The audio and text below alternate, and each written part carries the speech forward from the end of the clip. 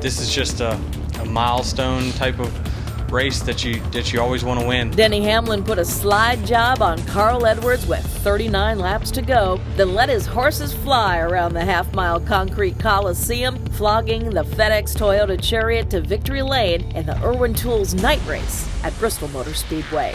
50 laps into the event, the Virginia native told his crew chief Darian Grubb that he had a winning race car. Driving from the back to the front numerous times and suffering a few bumps and bangs along the way, the Joe Gibbs racing team soldiered on.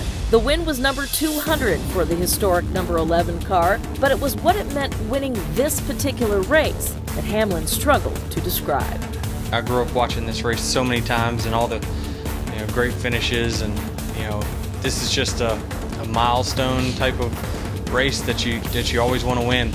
They got one of the best trophies of all tracks, and it's going to be one of my prized possessions, and it's obviously my biggest win. Hendrick Motorsports' Jimmy Johnson suffered damage to the front of the Lowe's Chevrolet early in the race, but still managed to elevate to second place and clinch a spot in the NASCAR chase for the Sprint Cup, despite beginning the race at the back of the grid in 37th. To start that deep in the field, when they drop the green, you're a half lap behind, if not more, the initial start. So to get going was important for us, but then with being back there, we had to get some track position somehow. So we pitted a few times and tried to get some fuel in the car and set up a strategy for us later in the race that really ended up working out nice for us. So credit to Chad and Greg Ives for calling a great race strategy-wise. Jeff Gordon, who started 11th in the Farmville Drive to End Hunger Chevrolet, had what he felt was a winning car as well, but admitted to making a mistake.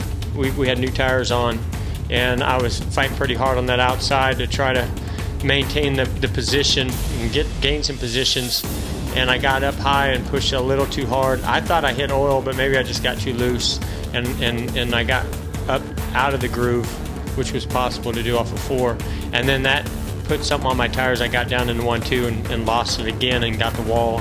That cost us a bunch of positions, and we had to change our pit strategy and everything, so it hurt us. Part-time racer Brian Vickers fought for the lead late in the going, but had to settle for 4th after starting 22nd. Marcos Ambrose finished 5th for the second time in as many weeks. Despite vocalizing his difficulty adapting to the new surface, Kyle Busch managed to finish 6th. Clint Boyer battled to 7th from his 23rd starting position, while Joey Logano, who got the bonus points for leading the most laps, completed the top 8.